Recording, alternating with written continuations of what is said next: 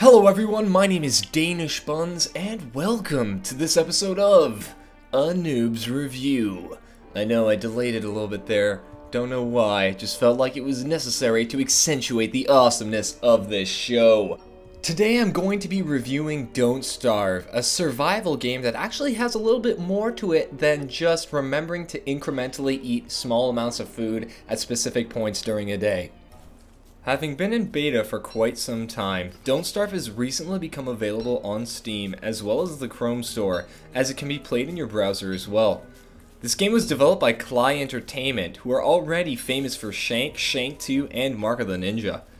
Don't Starve has already had remarkable success and has managed to gain a strong hold on the niche that is depressing starvation games.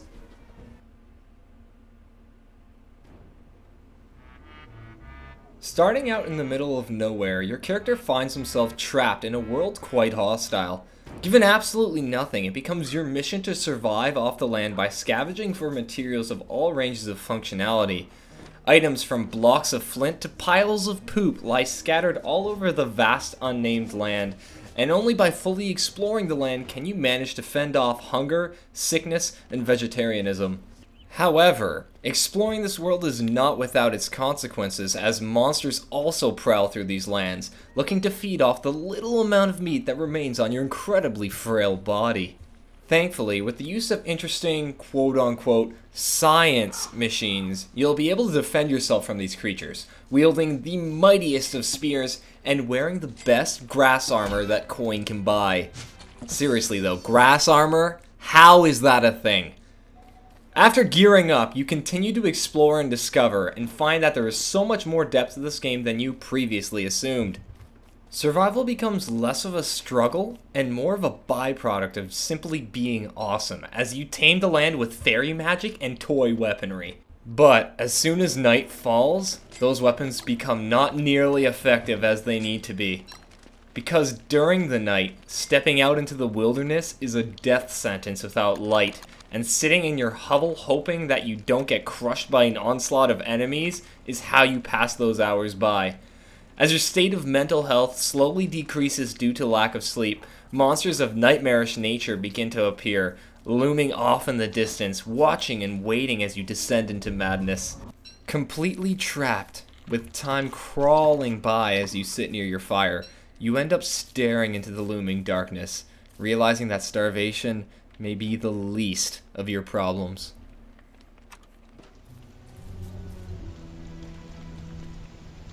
One of the greatest aspects of Don't Starve is the atmosphere of where your character resides.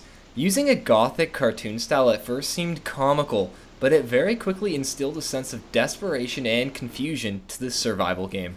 Horrors that only the imagination could create creep upon you when you least suspect it, and constantly leave you with the grim sense that you have absolutely no idea what waits outside, sitting patiently and thinking about your deliciously succulent corpse. Another thing I really enjoyed about Don't Starve is its seemingly endless depth, especially to newcomers. I remember when I played Minecraft for the first time, and I slowly but surely realized that the game was so much more than just digging blocks and building mile-high phallic symbols. With Don't Starve, I again found myself lost in a maze of complexity, disoriented and completely in awe at how the game continued to appear so simple, yet managed to throw something so surprising and unexpected in my way. Now on to some aspects that I did not find as appealing about the game. The first one I would like to note is the way the inventory system is laid out. With so many collectible items, it becomes difficult to properly manage and control what is what. You can easily find yourself making extra items and tools simply because you could not quickly find that item in the lower menu bar. Making an inventory block that would allow you to analyze your equipment easily and effectively would be extremely beneficial and should probably be looked at for future updates. One thing that I definitely felt was missing from the game was some sort of cooperative multiplayer.